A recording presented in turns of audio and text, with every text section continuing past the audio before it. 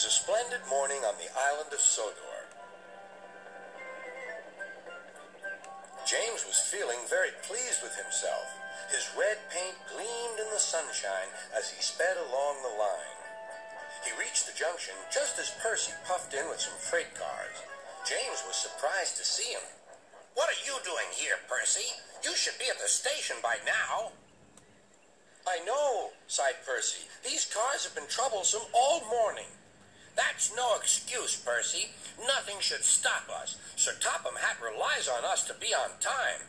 Now, if you'll excuse me, I'll be on my way." And James puffed importantly away.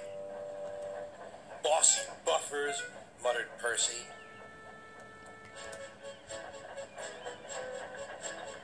James arrived at the harbor. It was market day.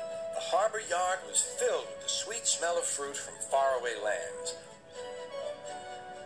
The fruit was delivered in big ships. James watched as strawberries, oranges, melons, and bananas were carefully loaded onto his cars. Then he set off for the station on the main line.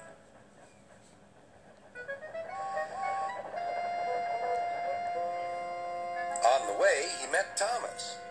"Really reliable, that's me," panted James. "Pity the same can't be said for Percy. Goodbye."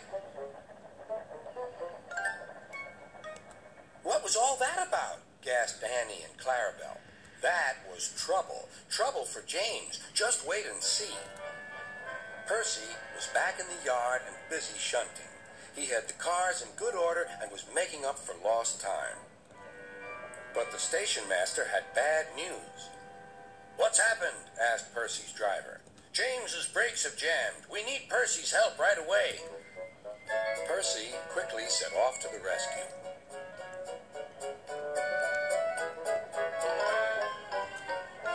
James was stuck on the line and looking glum. Percy couldn't help laughing. "Got yourself in a bit of a jam, eh, James? A sticky situation?" "Be quiet. It's not funny having jammed brakes."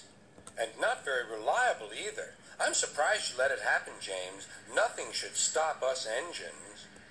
"That's enough, Percy," said the driver. "Can you push these cars?" "Of course I can. There's no time to lose. James has done too much of that already."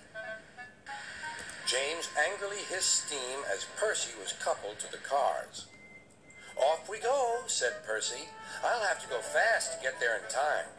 Those big engines are so unreliable." "Be careful, Percy," called his driver, but Percy was in a hurry.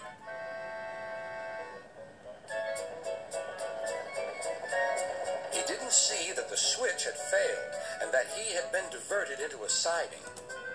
"Look out, Percy," shouted his driver and applied the brakes, but it was too late.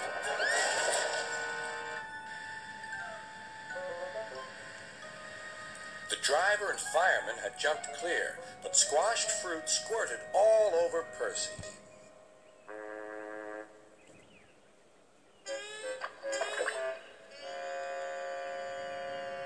Sir Topham Hatt arrived.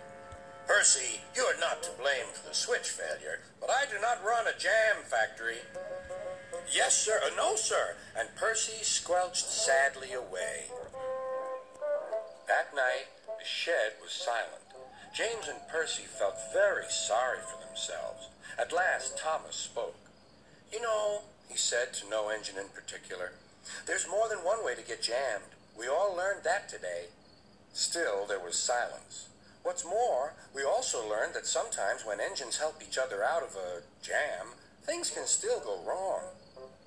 "So," said a voice, "so, that means we learned a lot today, and therefore..." Then came a chorus. "We're really useful engines after all."